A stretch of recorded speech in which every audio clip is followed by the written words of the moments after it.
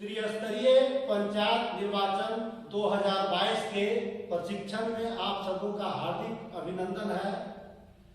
त्रिस्तरीय पंचायत चुनाव 2022 मतपेटी एवं मतपत्र के द्वारा होने जा रहा है, इसलिए आज हम लोग मतपेटी के विषय में विस्तृत जानकारी प्राप्त करेंगे कि मतपेटी में कौन कौन से पार्ट्स हैं, उसको कैसे खोलना है, उसको बैलेटिंग पोजीशन में कैसे लाना है तथा मतदान समाप्ति के बाद क्या करना है, इन सारी चीजों पर आज हम लोग चर्चा करेंगे। तो सर्वप्रथम हम देखें कि यह मतपेटी है जिसके द्वारा पंचायत चुनाव त्रिस्तरीय पंचायत चुनाव होने जा रहा है। तो इसमें आप देखेंगे कि यहाँ पर एक खिड़की कवर है। इस खिड़की कवर से हम लोग इस छिद्र को, जिसे कि खिड़की कहते हैं, इस खिड़की को खिड़की कवर से बंद किया जाता है। जब खिड़की कवर को हम लोग बाईं ओर वामवर्त में एंटी क्लॉकवाइज घुमाएंगे तो यह खिड़की बंद हो जाएगी। तो यह खिड़की है और यह खिड़की कवर है। उसके बाद आप देख रहे हैं यहाँ पर ये बटन है। इस बटन के माध्यम से हम लोग इस मतपेटी के ढक्कन को खोल सकते हैं, उसको मतदान के पोजीशन में ला सकते हैं या इसके ढक्कन को बंद कर सकते हैं। उसके बाद बीच में एक हैंडल है जिसे पकड़ करके हम लोग इसे ट्रांसपोर्टिंग करने में सुविधा होती है। उसके बाद इसके ढक्कन को हम लोग खोलेंगे। खोलने के बाद आप अंदर में देखेंगे कि यहाँ पर एक ब्रैकेट्स है जिसे कोष्ठक कहा जाता है। हम इस ब्रैकेट्स में एक स्प्रिंग लगा हुआ है, इसी के सहारे हम लोग इस मतपेटी को खोलते हैं।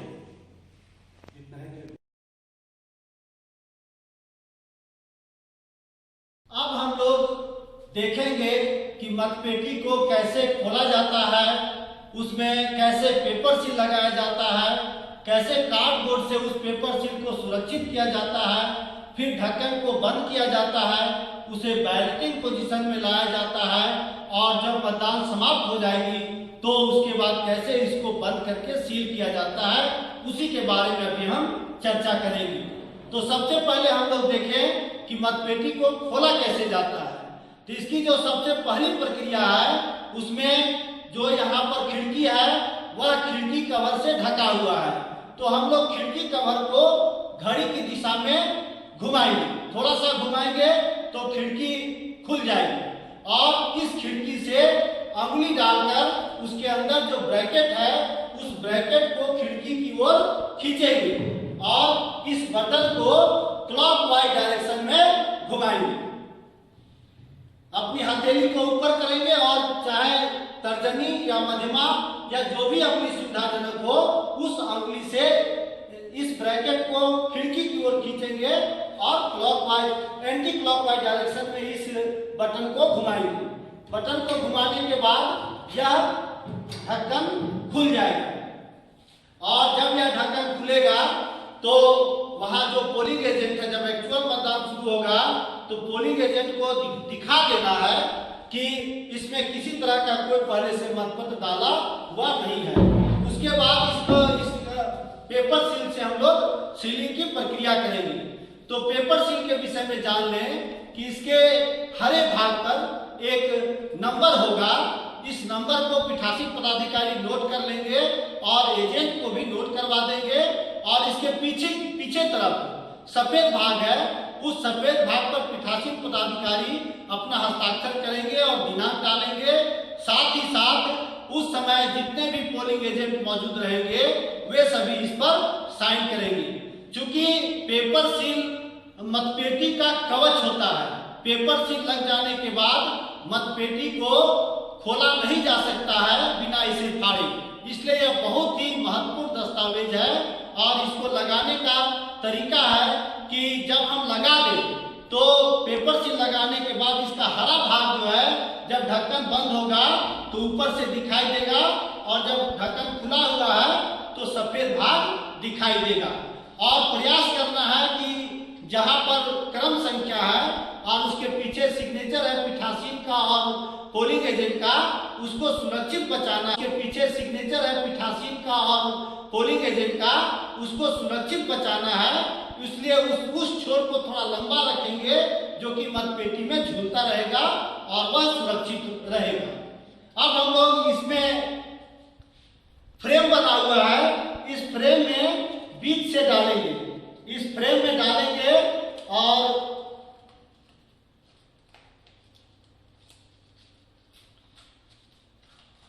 इस फ्रेम में सावधानी पूर्वक डालेंगे और डालने के बाद इसे हम लोग फिर पुनः इसका बाहरी खांचा जो बना हुआ है उसमें घुसा देंगे और उधर वाले के बाहरी खांचे में घुसा देंगे।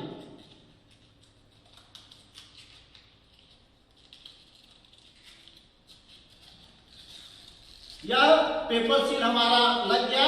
अब देखिए जो जिसमें क्रमांक लिखा हुआ है सिग्नेचर है, इस पोर्शन को प्रयास करना है कि किसी भी क्षति से हमें बचाना है।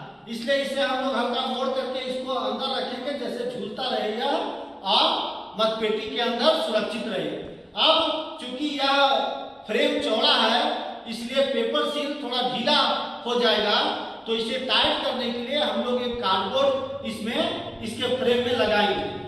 कार्डबोर्ड को लगा दिए। अब हल्का सा खींच करके देख ले कि पेपर सील निकलता तो नहीं है। अब यह पेपर सील बिल्कुल सुरक्षित हो गया है।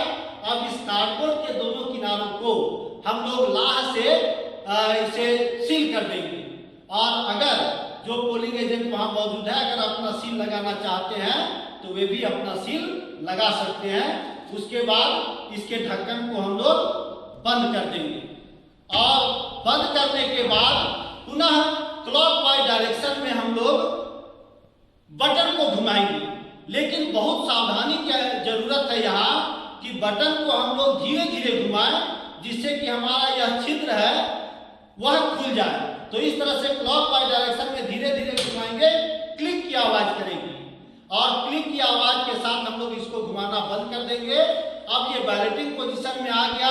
अब खिड़की कवर को हम लोग वामवर्त एंटी क्लॉकवाइज घुमाएंगे जिससे कि खिड़की बंद हो गई, हमारा पेपर सील सुरक्षित हो गया और बटन और खिड़की कवर दोनों में छेद है।